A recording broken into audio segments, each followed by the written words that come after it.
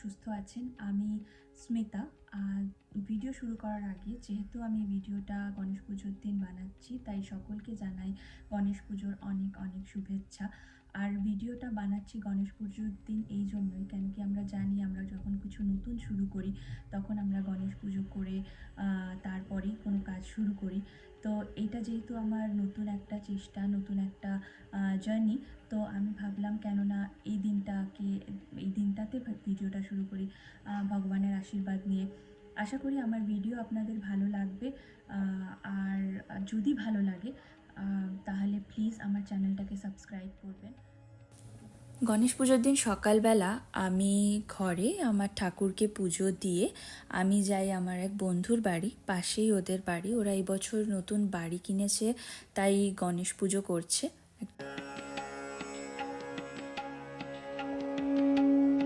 এসে গেছি ওদের বাড়ি।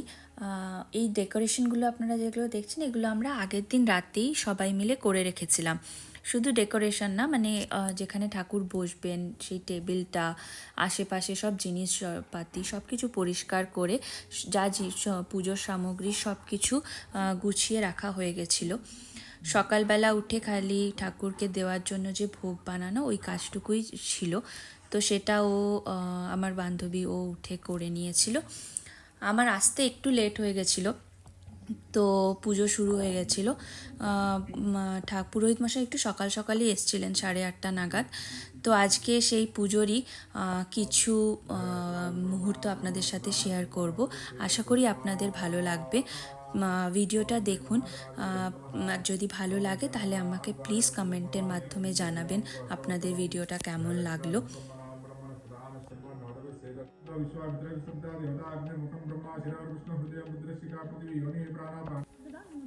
সকালে ঠাকুরের ভোগে দেওয়ার জন্য যেটুকুনি মোদক লাগবে আমরা সেটুকুনি বানিয়েছিলাম। তারপরে আমরা পুজো শেষ হয়ে যাওয়ার পরে আবার পুরো যে মোদকের পুর আর যে ডোটা ছিল সেটা নিয়ে আবার বসেছিলাম পুরোটা বানানোর জন্য। ঘরের সবাই খাওয়া, তারপরে আশেপাশে যে প্রতিবেশীরা আছে তাদের দেওয়ার জন্য। তো এখানে আমি আমার আরেক বান্ধবী এসে বসে করছিলাম, তো আমার মেয়েও এসে জয়েন করেছে। ওর নাম ঘরে আমরা ওকে গুনগুন বলে ডাকি, ওর ভালো নাম হচ্ছে দিত্যা। তো ওর 2.5 বছর বয়স। তো এই জিনিসটা নতুন দেখছে, ছাঁচে ফেলে বানানো কোনো জিনিস বানানো। এটা ঘরে আমি তো সেরকম সচরাচর আমাদের ঘরে এরকম মোদক বানানোটা হয় না, মানে গণেশ পুজো ছাড়া। তো এটাও প্রথম দেখছে, নতুন দেখছে বলে খুব এক্সাইটেড। সো সেটা নিয়ে আমি নিজে খুলবার জিদ করছে, বা ছোট মানুষ খুলতে পারছিল না, তো আমি খুলে দিয়েছি। তারপরে খুলে দেওয়াতে খুব খুশি হয়েছে, একটা নতুন জিনিস বানিয়েছে বলে। এই ভিডিওতে ব্যাকগ্রাউন্ডে হয়তো আপনারা অনেক হিন্দি কথা শুনতে পাচ্ছেন। আসলে আমার যে বন্ধুরা আছে তারা সবাই উড়িষ্যা থেকে, আর ওরা নিজেদের মধ্যে তো উড়িয়ায় কথা বলে, কিন্তু যেহেতু আমরা বাঙালি আর ওরা উড়িয়া, তো আমরা অত উড়িয়া বলতে পারি না। বুঝতে পারি এখন ওদের সাথে থাকতে থাকতে, ওরাও যেরকম বাংলাটা এখন বুঝতে পারে আমাদের সাথে থাকতে থাকতে, কিন্তু বলতে আমরা কেউই পারি না। মানে ওরা বাংলা বলতে পারে না, আমরা উড়িয়া বলতে পারি না। তো সেই জন্য কি বলা যায়, সেই জন্য আমরা হিন্দিতেই কথা বলি। তবে হ্যাঁ, এই যে আমার সাথে যে বসে যে বান্ধবীটা মোদক বানাচ্ছে, ও আসলে কলকাতায় চাকরি করতো বেশ কয়েক বছর, তো ও বাংলাটা খুব ভালো বলতে পারে।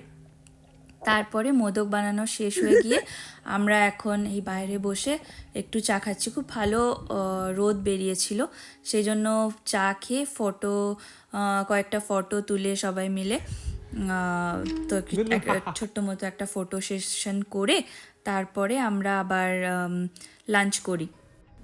পুজোর দিন লাঞ্চে আমাদের মেনুতে ছিল পনিরের তরকারি, আলুর দম, মুগ ডালের হালুয়া, জিরা রাইস আর মোদক, যেটা আমরা দুপুরবেলা বানিয়েছিলাম। তারপরে সবাই মিলে লাঞ্চ করে গল্প করতে করতেই সন্ধ্যা নেমে যায়, কেন কি আমাদের লাঞ্চ করতে একটু লেট হয়ে গেছিলো। তো সন্ধ্যাবেলা আবার সন্ধ্যা আরতির আয়োজন করা হয়। সন্ধ্যা আরতি করে সবাই মিলে, সন্ধ্যা আরতি করে আমরা আবার রাতের খাবারের তোড়জোড় শুরু করি। রাতে আমাদের ছিল পুরি, আলুর তরকারি, মিষ্টি। তো তারপরে আবার ডিনার করে আমরা যে যার বাড়ি চলে যাই। এইভাবে আমাদের দিনটা, গণেশ পুজোর দিনটা খুব ভালো কাটে। আপনাদের সাথেও আমি শেয়ার করলাম কিভাবে আমাদের দিনটা কেটেছে। আপনাদের যদি এই ভিডিওটা ভালো লাগে প্লিজ আমার চ্যানেলটাকে সাবস্ক্রাইব করবেন।